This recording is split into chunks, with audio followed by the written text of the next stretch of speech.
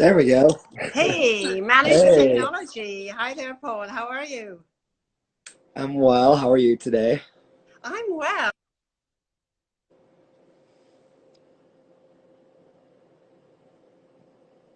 Okay, back again. Lost you for a Okay, second there. You're yeah, at home in Manhattan? I'm well. And this, I think, is working. This is Yep, I my think we're good first now. actually Instagram live, believe it or not. So I was a little worried, but we found each other, and that's the main thing. All right, cool. I And we got have some New the York wines. inaugural. We How are you do. doing? You're in Manhattan? I'm good. Yes, I'm at home hunker up down up in the here Hudson in Valley. Harlem. So lots of interior space, but this is when you kind of wish you lived in the suburbs or something like that. Yeah. But it's fine. We're looking on the bright side that we're all safe, we're all well, and we're all gainfully employed. So and plenty of wine, as my husband says. Amazing. We have enough wine in the apartment to last us at least 3 years. So we're All doing okay. Yeah. right, yeah. What do you got? So I've got some wonderful wines, and I have just opened my.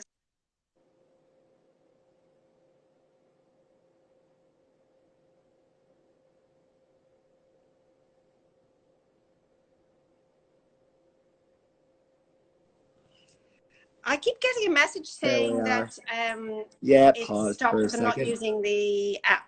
So this is Domaine Les.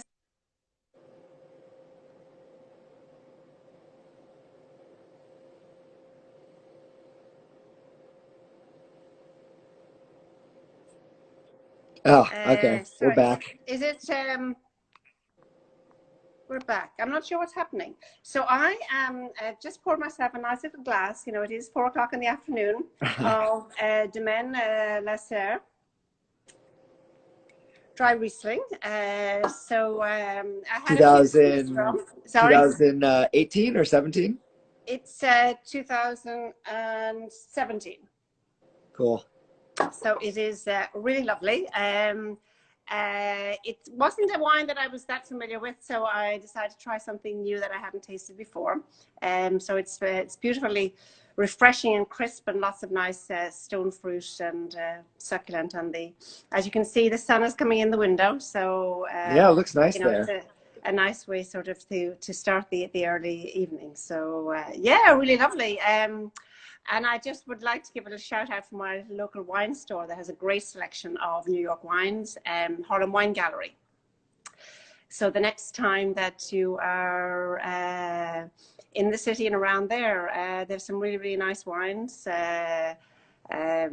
Ravines, Lee, Macari, Red Newt. Yeah, Oh, so lots great. of Yeah, that's a great really selection. lots of really nice wines up there. So Yeah, Domain Lister, I'm embarrassed to say I don't know them all that well personally, but the wines are all the ones that I've had have been very good. They're from Chablis, I believe.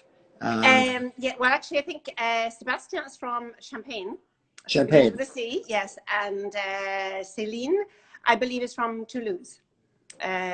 So yeah, so I guess maybe my next trip to the Finger Lakes, I'll have to check them out because it's a very nice wine. So what are you drinking? So I've actually got a Chardonnay that I opened last night with dinner. Hmm. Um, from this is local for me. This is from White Cliff Oh, Vineyards in the Hudson cool. Valley. Yeah. Their 2016 Reserve Chardonnay from their estate vineyard, which is they're on the west side of the Hudson River in Gardner. Hmm. So, a couple hours north of the city. And Mike Migliore is the grower. He's been growing grapes for 40 years in the Hudson Valley. And Brad Martz is the winemaker, and it's a family winery. Yancey Migliore is heavily Hmm. involved with sales and marketing, and definitely, and their son Tristan as well. So it's definitely a family winery. This is 2016, so a lot of sunshine. You definitely get that pretty powerful structure, and I'm it makes sense that they would have used this lot particularly for a reserve label because it's. Yeah, well, I'll have to try that. So do they sell here in the city, or is it mainly They cellar door? do, yeah. White Cliff, um, in terms of retail, off the top of my head, I would have to think about it. Maybe Astor, Mm-hmm. um, but they're in quite a few restaurants Okay, uh, yeah. that I know When of. they open again? Uh, yeah, I think that's just a big question mark. Yeah. How are the wineries doing around New York? I Very, guess cellar doors all very closed, but sort of similar to restaurants, but they are still able to sell wine.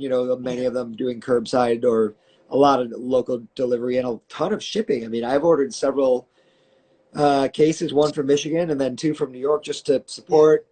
Um, so they are able to sell some wine. It's just it's tough because so many throughout the whole state do rely on their tasting rooms for a sizable income. Yeah, and one thing I've noticed as well with the shipping, which is great that people are buying and people are shipping, and I've noticed a lot of wineries have waived shipping charges. Yeah, It obviously makes it more attractive for people to buy. But I'm thinking of their livelihood, and I certainly hope that they're still, sort of making enough and not sort of doing it at a loss either. Because while it's always great to get a deal and to get something cheaper, but you're thinking of them and their business as yeah, well.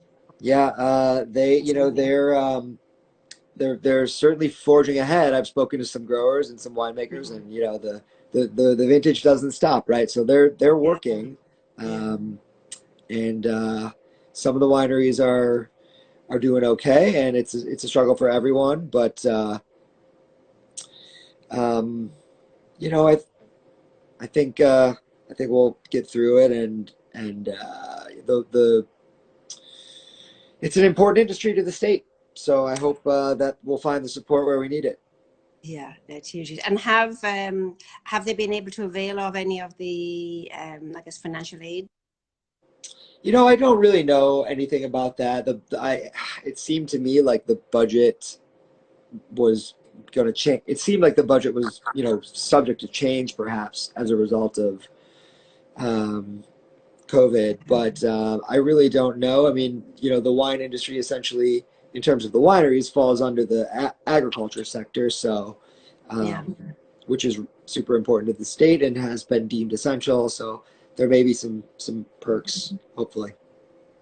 And are you in the team? Are you sort of I guess what's going on here in the thought process of because certainly some with us at the school we're really trying to sort of reimagine. I guess if I'm to quote our good friend Governor Cuomo, as he mentions every day in terms of what things will be like in the future, and Yeah, I'm really not going curious. back to So, normal, but going back to something something that could look totally different, and how our businesses will have to operate. Particularly, can we're you we're in can an you take me industry from where the beginning of how you've adapted at the wine center? yeah, so actually, I think Mary Gorman-McAdams and the team myself, we say we've never been busier. So obviously, we suspended all classes on, I think it was March 12th. Okay. And, like everybody, we thought this is like a 2-week hiatus. So into the first week of, contacting all the students, we kind of really kind of realized this is something that's going to be with us for the long term. So we have to either sort of shut up shop or really rethink. So we're quite unique in the fact that we're actually a licensed career school, which means obviously that comes with I guess credibility for students in terms of we are actually licensed and legitimate, but also regulations. So we couldn't just turn on a dime, so we had to apply for special exemption to actually continue our classes virtually using webinar. So that was successfully did, and then we relaunched all the classes that were in progress, all the level 2s and level 3s, about 2 weeks ago, and thankfully everybody turned up. I mean, I was very happy that we got the exemptions, and then we had to work with our educators and instructors, because our syllabus, our format, our session plans are all for in-class teaching, with tasting, and now it sort of turned on its head and sort of rearranged the focus and work with the instructors to. I mean, I use the word train, but everybody's used to using Zoom. But in terms of running their first class via Zoom and sort of managing the students, so but we did it successfully, and happy to say that people turned up, and they're going well. And then we made the next big step, was we reopened registrations. So that was the next kind of scary thing. Will any revenue come in again? So that's good. So revenues are starting to come in. Registrations are coming in for some new courses. We're focusing on the theory, and we do believe this will end, and then we will do the tastings through a series of tutorials with the students. And maybe I should backtrack. So, all our courses are WSET, so there is an exam at the end of their course, which is an in-person exam, so that has to be postponed. But the good thing is the students were keen and eager to get back into learning, so that's been good. And then we're also working with WSET to roll out more traditional distance learning, where students register and they're interacting with the online materials, and where there's one of our educators is sort of moderating and fielding questions, getting feedback, but not in a Zoom format, so the more classic online learning. So yeah, it's been it's been exciting couple of 5-6 weeks now, but I'm glad to say that we kept on. We thought no point in just sitting around, so we've still active students, so it's good. I mean, it's obviously everybody would rather be in a class environment, and there is the challenge of tasting, which we're not doing tasting at the moment.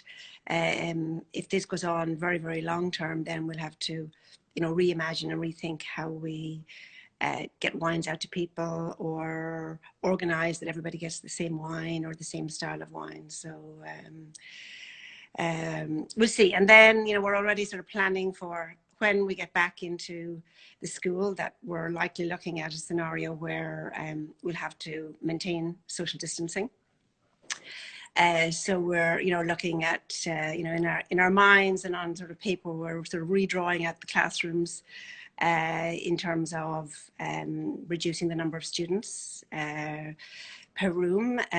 Even today we were talking about removing the chairs where students could sit in the corridors, just to make sure there's more space. So there's a lot to think in terms of planning for how things will look like, even in the fall, as I'm sure we'll have to have a lot more space. There's one thing about being allowed to reopen, and then there's also students having the confidence to go back into an environment where there are other people. And in our industry, we've got the added complication of communal spitting.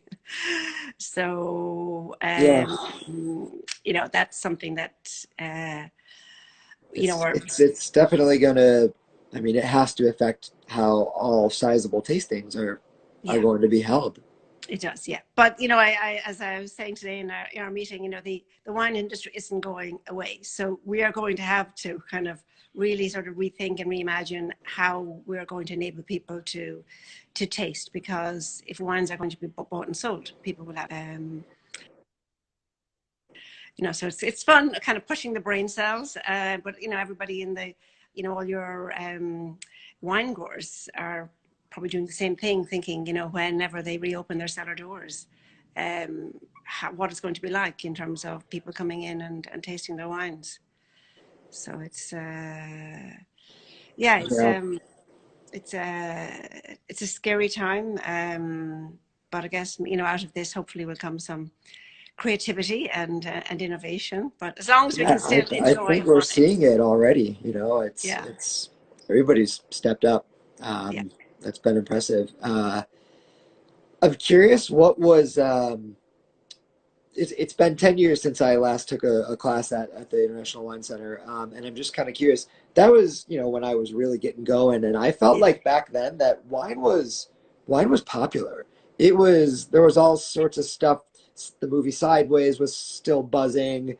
And, you know, there was a couple of good vintages Mm. to rave about. I feel like 10 years ago, it was popular. And that's definitely one of the reasons that I kept getting more and more involved and interested. And I'm curious to know where that is now in terms of enrollment of consumers or just in Mm. general for classes. We put through a lot of people. I would say we put through about 1,500 people in the year. So all we do is WSET. So we do everything from what's called level one, which is, a foundation level it was created for the trade, say people who might work in sort of the shipping department or packing, and they're working around wine, but they don't know anything about wine. But we have a lot of consumers. So I would say we're certainly level one, two, and three, we're probably about 50-50. Consumers and trade. Level two, which is an 8 week. So the level one may not have existed when you were taking classes. It's basically like a short 3 class, 3 2-hour classes where people really learn the fundamentals of different grape varieties, different styles of wine like red, white, sweet, dry, sparkling, fortified, and the structure of tasting a wine and the main grape varieties. So we would probably do, I think we do about 10 or 11 of those courses a year. Level two then is probably our most popular. We run it 20 times in the year, so that's more than once a month, and that's a level two is an 8 week course. So one class a week for 8 weeks, and then their exam. That would be the most popular. So let's say our 2 classrooms, we've 18 in one, and we max at 30 in the other. So sometimes it's an 18 class, sometimes it's a 20 class. But they're full. I mean, it's thankfully, people still want to learn about wine. And then the level three, which is a 16-week course, we run about 9 to 10 of those a year. And then there's the diploma, which is divided into a number of different units. So at any one time, we would have maybe 300 students enrolled at some stage of diploma. So yeah, it's busy, and it's interesting because we're called the International Wine Center, so we're, the name is synonymous with wine, and they just almost like people just sign up. So we also are pushing and really trying to develop our sake and spirit side as well. So it's early days, but we're successfully rolling out some courses. But we as a team, we're building up a lot of internal strengths there as well. But we have to sort of tell people a little more that we also do sake and we also do spirits, because there isn't the same sort of 25 years of people appreciating International Wine Center for wine. So yeah, so thankfully things were very good, and we hope that continues, and we hope, obviously we feel very a lot for a lot of our students. I mean, our good 50% of our students are in the trade. We have a lot of people in retail, so hopefully they're all still gainfully employed. But we're very conscious that we have a lot of students also in hospitality, and this is not a good time for them. And we have a lot of students in the import distribution side too. And I'm sure you're aware that some companies have had to furlough or let people go.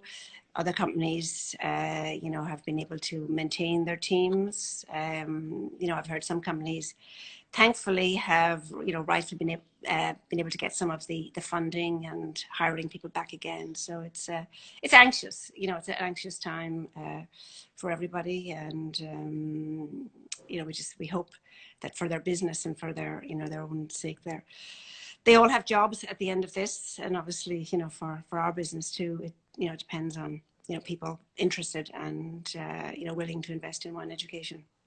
What are some of the things that you're hearing from I guess either trade or maybe more so some of the consumers who are taking the classes in terms of what they're drinking right now? Because it's really easy for me to get tunnel vision just thinking about domestic and like kind of what a sommelier thinks about.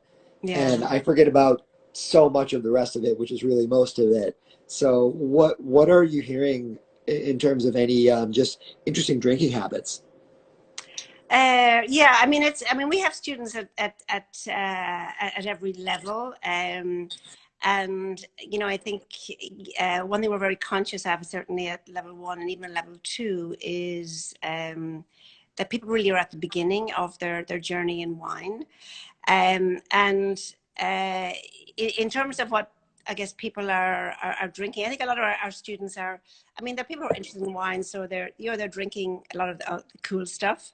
I mean, in terms of the structure of our classes, everything is really geared about understanding. So it's less about subjectivity and more about understanding why a wine is the style it is, why it is the quality it is, and why it is the likely price that it is. So the discussion is less about, well, what are you drinking now, than here you've got a Chablis Grand Cru, or here you've got your Hudson Valley Chardonnay, and what are the things in nature, and what are the decisions that the wine grower has made in the vineyard or in the winery that have resulted in the wine that you're actually drinking. So the more discussion really is about them understanding objectively. I mean, we're very much, you leave your subjectivity at the door, and because it has less of a solely sort of sommelier focus, and it's a credential that's global. It's the guidelines and the styles of wines that we're tasting with the students are, the recommended styles that are used for the WSET globally. So they are first and foremost the classics and the commercially relevant. When we get to with diploma students to the higher level, then there's more of an opportunity. And this year I was able to taste them on more like the geeky wines, the orange wines, in particular when you're doing winemaking classes. So yeah, I mean, there's people are still very interested in classics. I think that's something I would take away from classes where students would come up afterwards to talk about what they'd Hmm. pulled out of their cellar or what they'd been lucky enough to get. And I would say overall they're still more, not so much fascinated, but interested in being able to taste older wines and classic wines, and kind of understand sort of regional and country differences of classic varieties as well. So they may have just, like some might say, they've just tasted a Chardonnay from the Hudson Valley or something that's a little bit different, but yet still trying to understand why it is different, and why it has similarities, and why it has differences to, say, something we might have tasted like a Chablis or a Sonoma Coast Chardonnay in class. Yeah, especially I feel like at that level two intermediate level, it's so exploratory and it's so much fun to explore the wines that you have to study. Yes, and they're kind of and they're trying to understand how to taste their palate, and there's a huge focus on understanding quality. So you spend a lot in terms of, rather than you obviously they're describing the wines, and you're trying to train them to be accurate in terms of what they're seeing, what they're smelling, and what they're tasting, and then to try and sort of join those dots to uh, decide objectively whether they feel this is a good wine, a very good wine, or an outstanding wine. So yeah, it's really interesting, and I think it's great to see a sort of class pull together and sort of calibrate, because everyone comes in with their own palette. And I think it can be frustrating for some students at the beginning, because they're always either under tasting the acid or the alcohol, or over tasting it, and to sort of get in the habit of calibrating and being in sort of line with what the wine is actually showing. So yeah, it's there's always very, very interesting discussions and questions. I mean, one thing, people are very, very curious. So, what do you think? It's so hard to consider the future when everything. It's not just how do you think things are going to change? We know things are going to change, right? It has to. So it's really sort of just, how do you?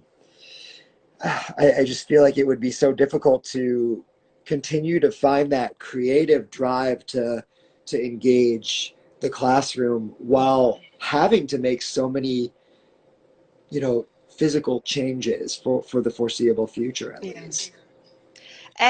Well, I mean, I think virtual learning is here with us for a while, and I think that we've all been sort of forced into communicating, with our colleagues at work, with our families that are not living with us, with our friends via sort of Zoom or other sort of virtual interface.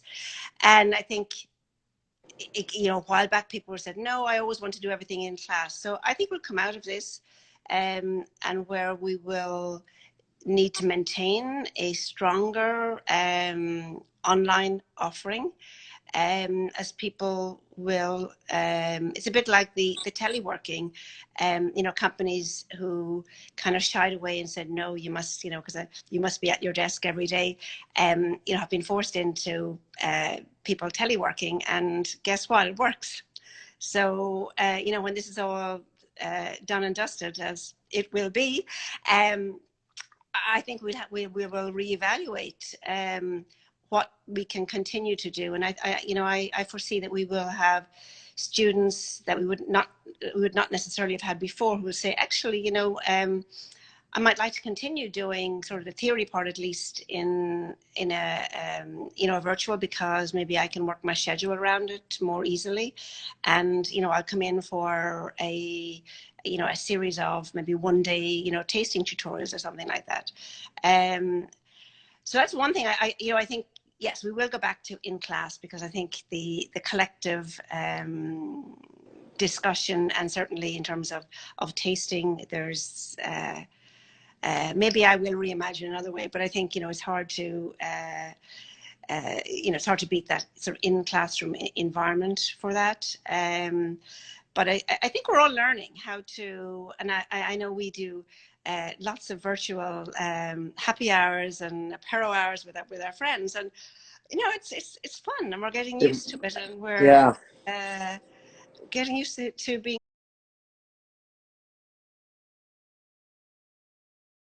being comfortable talking to people like that. So so I think we'll move forward. That will continue to be part of what we do. And I would say one thing: death to the PowerPoint.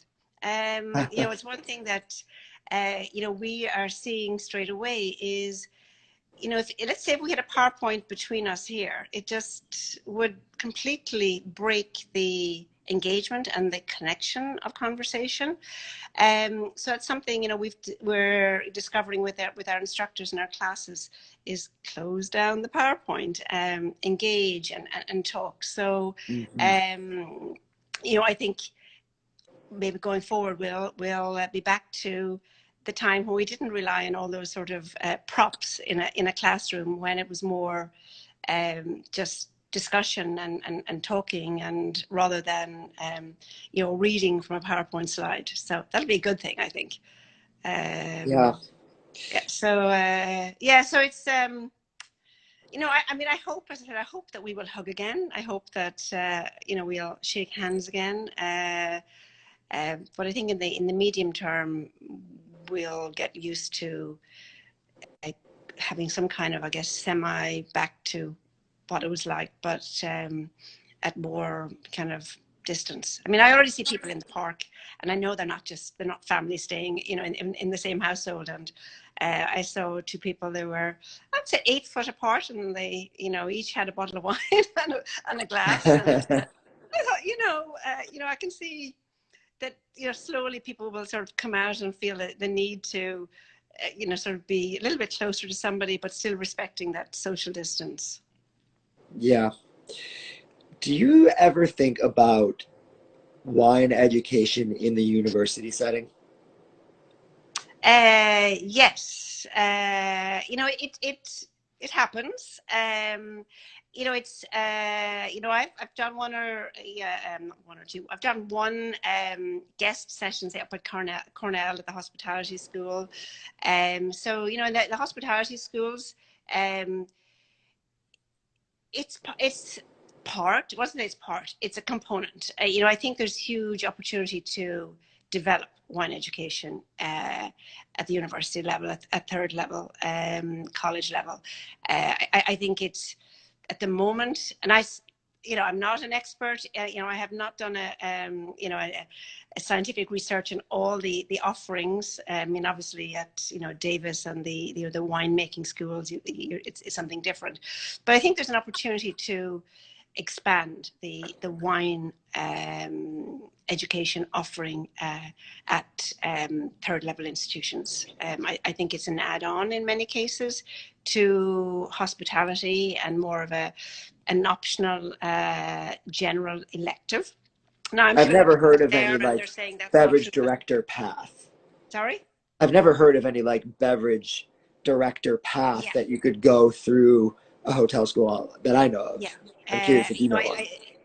I think that when people want to focus on alcoholic beverage, you're really looking at the Wine Spirits Education Trust. You're looking at the court, sommelier programs. You're looking at Institute of Masters of Wine, but not to my knowledge is there anything that would be sort of as focused and specific on beverage in many sort of third level That college your or sort of degree would university. be in. Yeah, yeah. I mean, in winemaking and in yes, I mean you have that, but Sure. I think I think there's a lot of in hospitality schools. I think it's an opportunity to expand the beverage offering. What are your Yeah, I mean thoughts? I agree. It's something I think a lot about. I mean, I enjoy pedagogy and I think it could be maybe the ideal place for a sort of upper level, wine Yeah, focused education, whether it's for restaurants or business. Um, I think, especially where there's a big talent pool in a place like New York, whether it's New York City or one of the wine regions, yeah, but there's just so many capable people, instructors, um, that could, at a place like NYU or something like that, that could, have a very high level program. yeah. No, I would agree. I mean, I think obviously the university they all have their wine clubs as well, and I think a lot of the I guess higher level tasting and discussion kind of goes on in the wine clubs. I mean NYU they have hospitality studies, so there's a certain amount of there's a wine program there, but I think to bring it to a higher level, and I don't know. I mean, this is maybe is my ignorance on my part. I don't know the extent to which WSET has or could or has engaged with any of the third level institutions. I stand to be corrected, but I think in some other countries, I think in France, there are one or two sort of business schools where they do kind of run some WSET. So yeah, but I think it's an area. I mean, people. In my experience, there's a real hunger for education and for wine education. And it's lovely to see. I love to hear people, and I think you've got to. I often think, gosh, you've got a road ahead of you. And they're starting, and they're saying, I want to be a master of wine. And but I know somebody, not here, but in Chicago, who said to me about 2 years ago, I'm going to be a master of wine. I want to be a master of wine. And I said, well, you need to have your WSET, and the person was, knew a lot about wine in terms of as a consumer, as a collector, and that's a fair dues. Decided and enrolled in level 1, did level 1, level 2, level 3, and now is plowing through diploma. And so I love to see that ambition in people when they are intrigued by wine, by the academic side, by really the learning, and tasting all those wines. Yeah, As I they want never stop learning. I'm curious how you would approach earlier when you sort of mentioned assessing wine for quality and cost and these types of things that you're teaching. So when you're tasting a domestic wine like the Le Sueur, how are you assessing that for quality? Are you thinking about benchmarks, or do you just go on the structure of the wine that you're tasting and judge it for that alone? I'm looking at the style of the wine. It's kind of a combination of all of those, really. I mean, I'm looking at the wine sort of structurally, in terms of its component parts for quality. So, does it have balance? And, there's a lovely balance in this wine between, there's a gorgeous sort of juicy, racy acidity, but it's not severe because there's a lovely ripeness to the fruit, and there is a more than sufficient intensity in the fruit, sort of to balance. So while it has that fantastic spine of acidity, it's not it's not tart. It's very pleasing on the palate, and the length is pretty good. So it's overall balance. It's got really refreshing. It's bright. It's clean. So they're the kind of things that I'm looking at and saying this is, and it's. I would put this as a very good wine. I wouldn't call it an outstanding wine. I think it would need to have greater depth, probably more tightness to it, given the its age. But I think it's a wine that would have broad appeal because it ticks. I think of the style of wine. So if somebody's looking for something that's bright, fresh, juicy, unoaked, this fits the bill. There's lots of very bright, clear stone fruit, citrus fruit, some tropical fruit in the wine. So I think it would have wide appeal. It's dry, but it's not austere. So I'm thinking of, again, the commercial appeal, where it's a dry wine, but yet it has some really nice fruit. So you have that impression of not sweetness, but softness and roundness in the wine. I'm glad you opened a Riesling because it sort of it gives me a chance to pick your brain about the January trip that we were on a little Oh yeah. bit. I mean, Riesling is so important to the economy of that region, and I think it's always when I in the short time that I was recruiting trade for those trips, the sommeliers that just also just knowing people who are excited about the wines, who work more in restaurants, they're excited to come to drink all the Riesling. And then it's kind of Riesling is the hook, but then, there's a lot of depth right now. Like I know we went into pretty deep that first day in sparkling wine. Yes. Yeah. And then I think the next day, Cabernet Franc. And I'm curious to sort of hear how all those things, the Riesling, the sparkling wine, and now the Cabernet Franc, which is super important, but the other two historically the most important. How did you see where the region is now kind of given its trajectory? Yeah, I mean, thank you again, Paul. I mean, it was a fantastic opportunity to be on the trip to the Finger Lakes in January, and the weather was beautiful. If you remember, it was really It was lovely. okay. Yeah, we did good. Yeah. So yeah, I mean, to me, I mean, I learned an awful lot on the trip. I mean, you kind of think, oh, I kind of know a region or I know the wines, but you know, I knew Riesling. I tasted, you know, a lot of Rieslings from the Finger Lakes, but I really didn't have the appreciation or the experience in tasting um, that level of quality that I taste and experience in some of the other styles. You know, the sparkling wines, absolutely beautiful, traditional method sparkling wines, one very classic with lots of, you know, nice autolysis. And then the really high quality, you know, interesting, you know, I remember that sparkling Gewürztraminer, and, you know, wines with the hybrids. And they were all really beautiful quality. And I remember thinking the balance, and it sort of took me out of my comfort zone to, you know, would I've just picked up one of those in a store without being there to experience with the wine maker first? Maybe not, but it has encouraged me that, you know, you just have to you always have to get out of your comfort zone. But I was really impressed with the quality, and the Cabernet Franc. You know, we did that full tutorial and tasting with the Cabernet Franc wines, and to taste, you know, different styles. You know, some, you know, more fruity, some more serious and structured. But, you know, each style being of a very high quality. Because I think it's really important to look at quality in terms of the style and the winemaker intent in making the wine.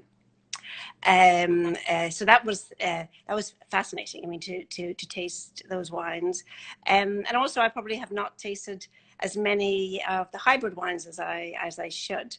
So that was also, you know, enlightening. So it really broadened my appreciation of what's going on in the Finger Lakes, and the Chardonnay that Osmot, if I'm pronouncing it correctly. Yeah. You know, that was fascinating to taste all of those, you know, sort of single plot or vineyard Chardonnays. Really interesting, really well done. So I think for, you know, people who are watching or following you, who, you know, think Finger Lakes and think Riesling, there's an awful lot more going on there. And something I have to say that really was inspiring was the camaraderie.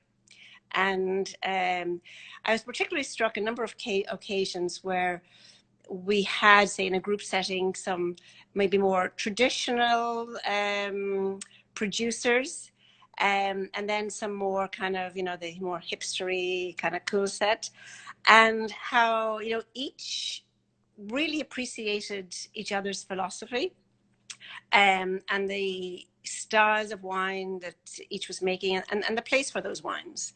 So, you know, that was something that was very kind of on the human side. I found that really uplifting as well. Yeah, and those are some of my favorite moments too.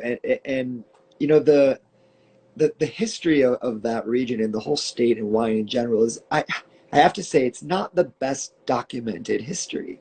I mean there are some texts and materials, but so much of what you learn is just oral history.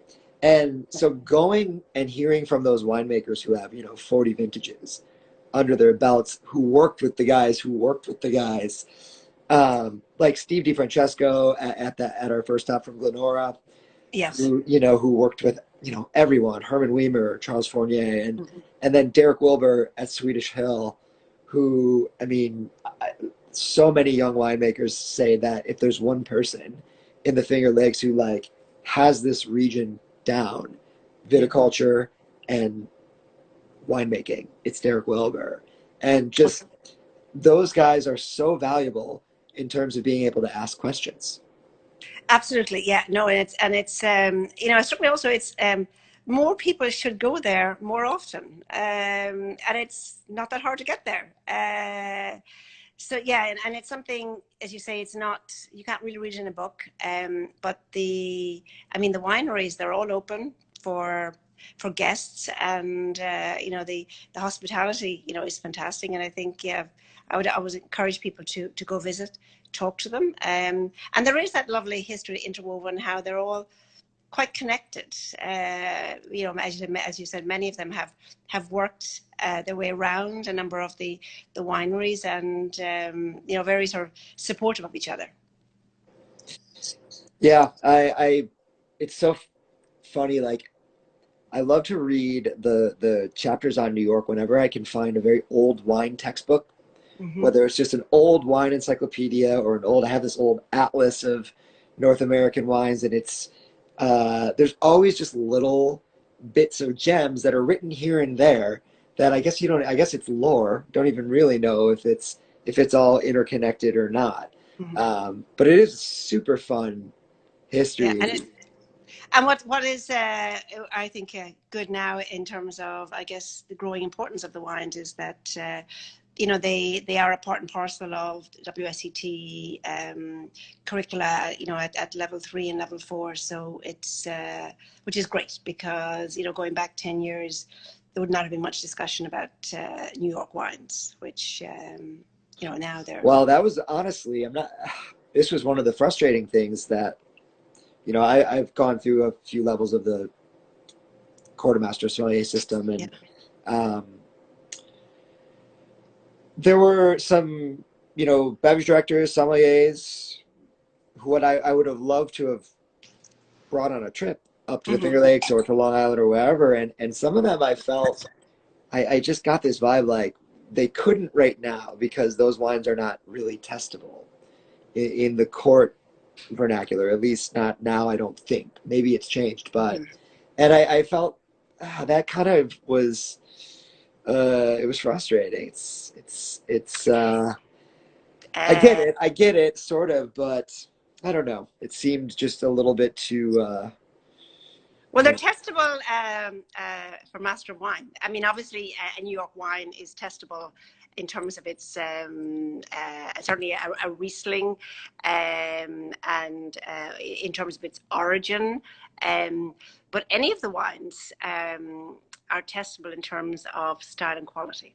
And that's, I think, what's interesting about the MW program, that there will very often be a wine that is on an exam, and that you're not asked the origin, and you're not asked the grape variety.